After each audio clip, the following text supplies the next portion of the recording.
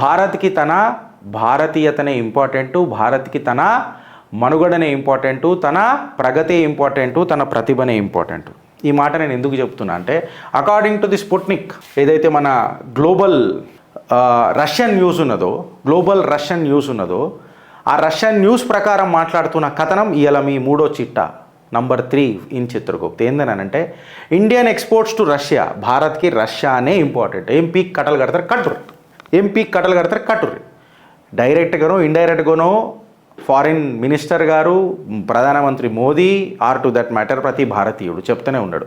అసలు Ukraine first of all మీరు తెలుసుకోవాల్సింది ఏంటంటే, ఎప్పుడైతే వార్ జరుగుతున్నప్పుడు మా భారతీయులను పంపించేటప్పుడు మీరు ఎట్లాంటి చిన్ని సంఘటనలు ఏం చేసిరో ఒకసారి యాద పెట్టుకోరు.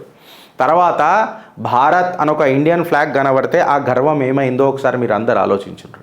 ఇది ఎవరి హయాంలో జరిగిందో ఒకసారి మీరు ఆలోచించుండ్రి.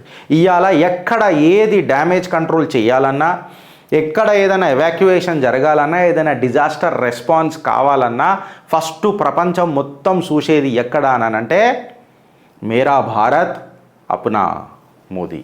ప్రతి దగ్గర భారత్ తన పరాక్రమం, తన ప్రతిభ చూపెట్టుకుంటూ వస్తూ వచ్చింది.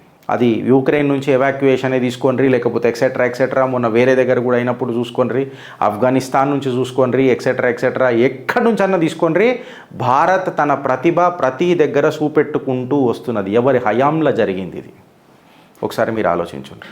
అలాని ఇట్లా ఇడిచిపెట్టి పోలే వాళ్ళ కిస్మత్కి.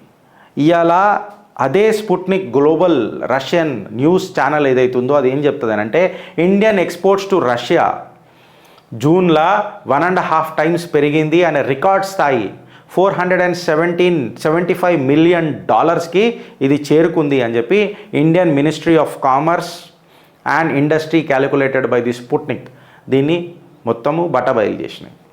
ఇంత స్ట్రాంగ్గా ఇండియా రష్యా రిలేషన్షిప్స్ పోతున్నాయి. మీరు ఆయిల్ కొంటున్నారు కదా రష్యా దగ్గర అని అంటే, మీరు అమెరికా దగ్గర వెపన్లు కొంటే తప్పు లేదు. మీరు అమెరికా దగ్గర 1947 వెపన్లు కొని రష్యాని అటాక్ చేస్తానంటే తప్పు లేదు. మీరు నేటో పేరు మీద పెట్టుకొని రష్యాతో అడ్డమైన రాజకీయాలు చేస్తా అంటే తప్పు లేదు. మన గాజాలో కూడా హిజ్బుల్ వాళ్ళు ఏమంటారు, వాళ్ళది అది ఉంది కదా వాళ్ళ సంస్థ, జిహాదీ సంస్థ, వాళ్ళని అడ్డం పెట్టుకొని మేము ఇజ్జెత్తాం అని అంటే తప్పు లేదు. మేము ప్రతి ఒక్క ఇజ్రాయెల్ని చంపేస్తామనంటే తప్పు లేదు. అదే వాళ్ళు వచ్చి మీ బద్దలు వలగొడుతుంటే మాత్రం మాకు సింపతి లేదా, మానవత్వం లేదా అని మాట్లాడతారు. This is not what we called as an American democracy. ఇది అమెరికన్ డెమోక్రసీ అంటారు ఫ్రెండ్స్. యాక్చువల్ డెమోక్రసీ వేరే ఉంటుంది, భారత్లో కనిపిస్తుంది. You need to visit India to know the actual democracy. You need to come to Bharat to take notes on what is called as democracy and how do we respect democracy. భారత్కి రావాలా, భారత్లో ఉన్న democracy లోక్తంత్ర ఎంత గట్టిగా ఉంటుందో చూడాలనంటే మీరు భారత్కి రావాలా. భారత్కి రావాలనంటే కేవలం టూరిజం కోసమే కాదు, భారతీయత నేర్చుకోనికే భారత్కి రావాలా.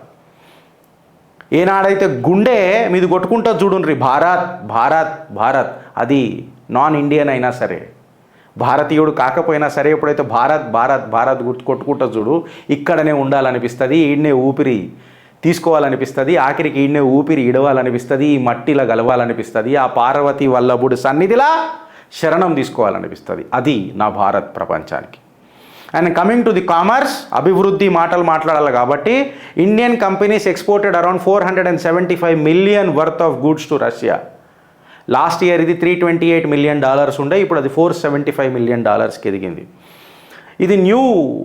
ఇది ఈ షిప్మెంట్స్ ఏవైతున్నాయో ఇది కంప్లీట్గా ఇప్పటికీ లాస్ట్ ఇయర్తో కంపేర్ చేస్తే ఇది ఫినామినల్ ఇంక్రీజ్ అయిందని చెప్పి వ్యాపారవేత్తలు మాట్లాడుతున్నారు.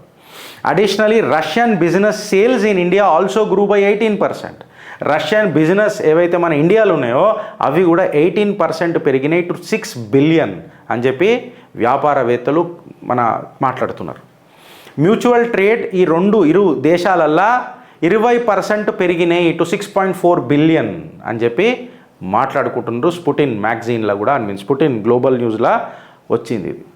సో భారత్కి రష్యా ఆబ్వియస్గా చాలా చాలా చాలా ఇంపార్టెంటా కాదా మీరు అర్థం చేసుకోరు ఫ్రెండ్స్. అందుకే నేను మీకు చెప్తా, భారత్ అనే స్వార్థం మనకు ఉండాలా, భారతీయత అనే గర్వం మనకు ఉండాలా, భారత్ కోసం ప్రతి మాట ఒక సింహ గర్జనలాగా ఉండాలా.